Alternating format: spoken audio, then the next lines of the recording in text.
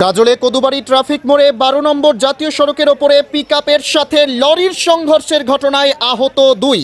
খবর পেয়ে ছুটে আসে গাজল থানার পুলিশ, খবর পেয়ে ছুটে আসে টোল প্লাজার কর্মী ও আধিকারিকরা, নিয়ে আসে রিকভারি ভ্যান। দুর্ঘটনাস্থল থেকে বড় ট্রাকটিকে সরাতে গেলে বড় গাড়িটি নিয়ন্ত্রণ হারিয়ে পেছন দিকে যেতে থাকলে রিকভারি ভ্যানটি পাল্টি খেয়ে যায়।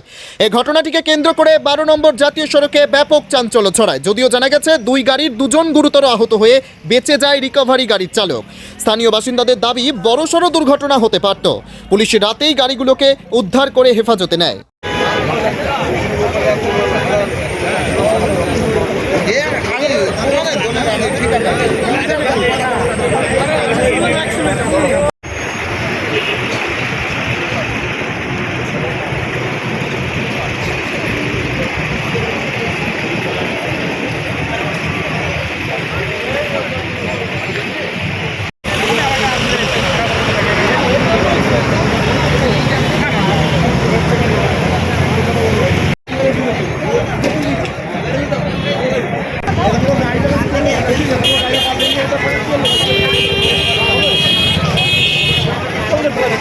কদুবাড়ি।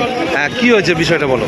বিষয়টা ওই যে একটা পিক আপ আর ওই বড়ো গাড়িটা অ্যাক্সিডেন্ট হয়েছিল, ওটা ওই ক্রেন দিয়ে টানছিল, টানতে গিয়ে এই গাড়িটা স্টার্ট হয়ে ওই গাড়িটা বড়ো গাড়িটা স্টার্ট হয়ে ওই ঠিক ইয়েকে ক্রেনকে মারে দিয়ে আবার ক্রেন উল্টে দিয়েছে। আহত আহত হয়নি, জানো না আহত। কি মনে হচ্ছে বড় সড়ক দুর্ঘটনা হতে পারতো? হ্যাঁ বড় সড়ো দুর্ঘটনা, মানে মানুষ সরে গেছিল, সেই তাহলে মানুষকে মেরে দিয়ে চলে যেত। কি পরিস্থিতি এখন? পুলিশ এসছে? হ্যাঁ পুলিশ এসেছে। কি নাম আপনার? আমার নাম বীরেন বিশ্বাস। হ্যাঁ, প্রথমে লরিটা কোথায় ছিল? এই পিকআপটা এটা দিয়ে আসছিল, আর এই লরিটা এটা দিয়ে আসছিল। হয়তো বাই মিস্টেক দুজনের সঙ্গে ধাক্কা হয়েছে, আস্তে আস্তে এখানে এসে আটকে গেছে। আটকে যাওয়ার পর তারপর কিছুক্ষণ পর আমি এখানে এসেছি, ট্রেনটা এসছে, ওটাকে টানতে টানতে ওখানে নিয়ে গেছে।